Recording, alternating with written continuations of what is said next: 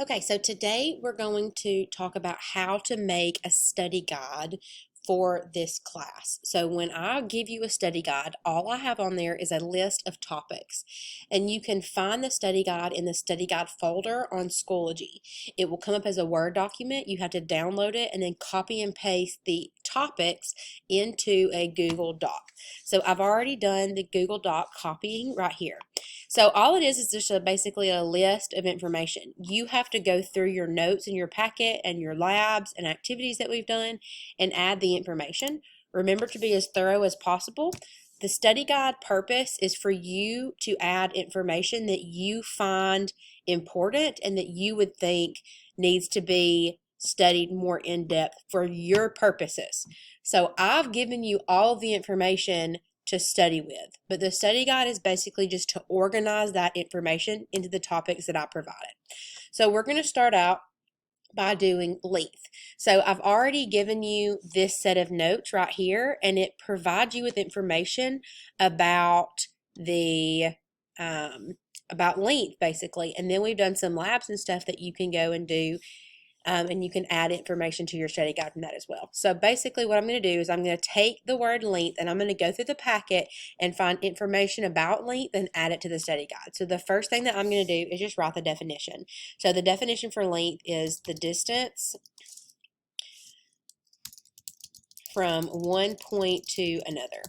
And then if I go over here and I look, there's more information that I used in the packet or that you used in the packet when we went through it about length, and I'm going to add that. So I'm going to say measured with a meter stick.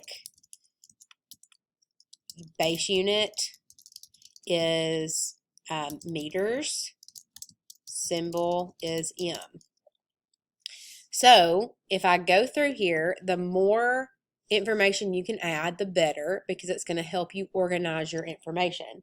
So on page 1 in your packet, or for this packet, it was page 1, but I've got my notes here about length.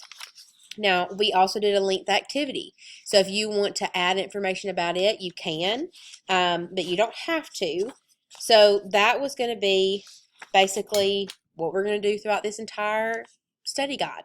Now, if you want to do it on this or Google Slide, either way is fine with me. The study guide is for your benefit. So then we're going to do mass. So on our notes about mass, I'm going to say it's the amount of matter in amount of matter an object contains. We measure with a digital scale or a triple beam balance. Then the base unit is grams. The symbol is G. Then you may want to put a note on triple beam balance. Add the weights, middle, then top, then bottom. So that way you'll remember, if you're given a picture, you'll remember exactly how to do the triple beam balance. Then over here, so it says electronic balance, triple beam balance, zeroed out. So that's all we've done with mass.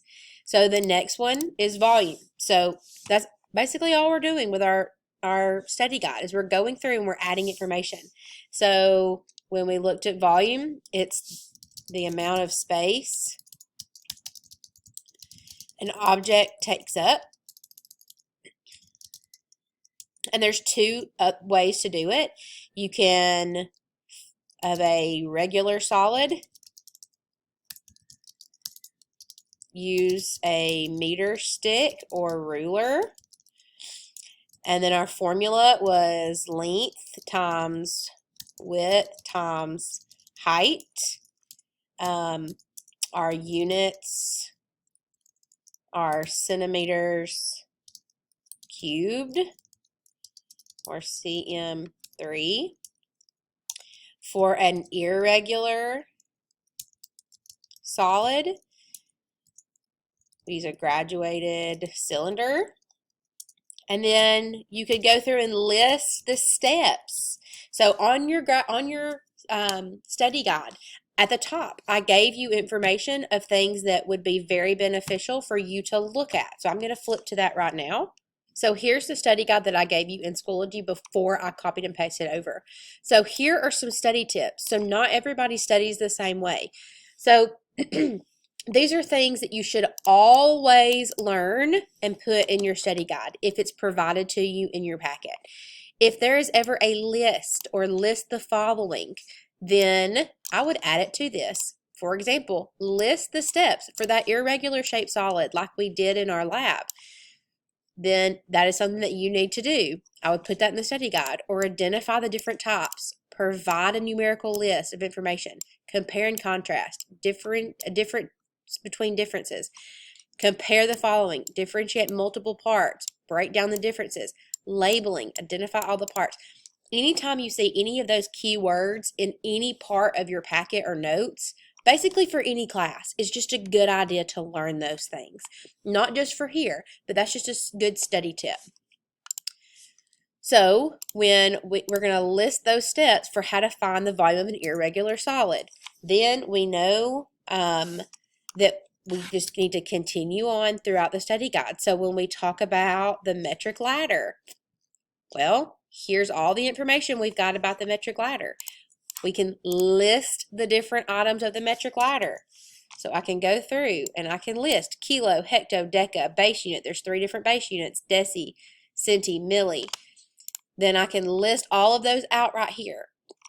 And then I need to able to convert within them. So I would list the steps on how to do that. Move the decimal point to the right or left, depending on what base or what unit I am moving to. And then I could do an example.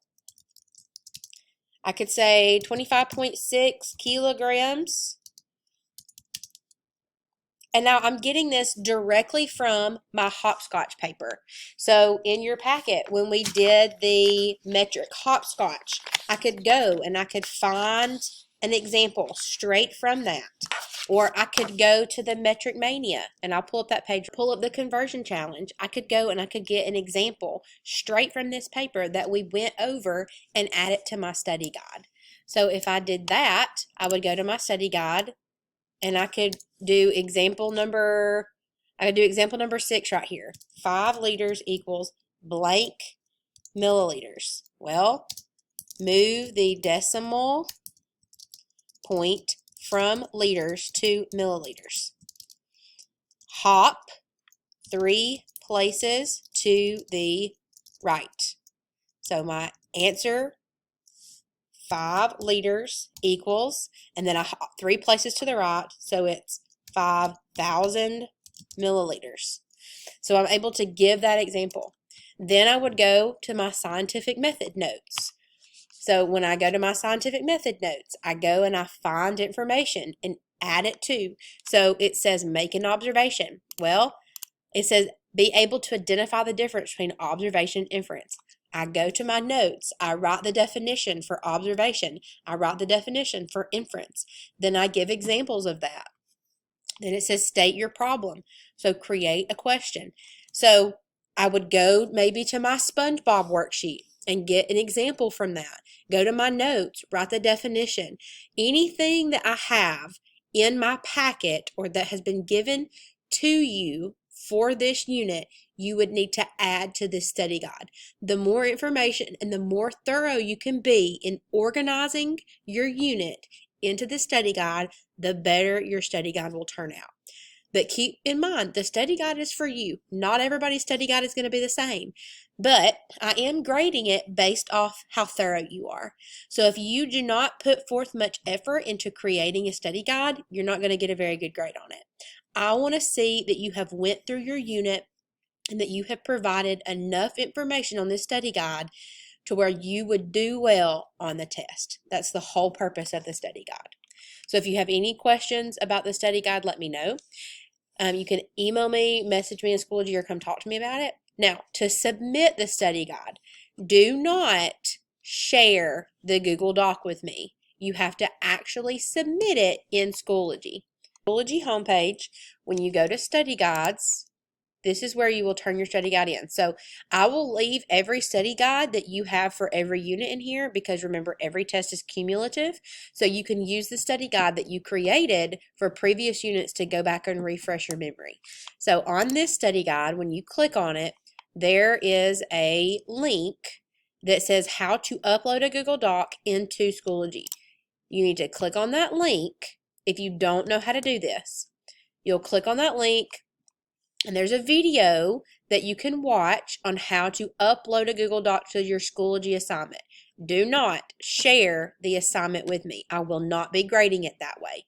So if you share it with me, it will be marked as missing, and you will have to resubmit the correct way. Let me know if you have any questions about how to submit a Google Doc. You can message me, come see me, or email me.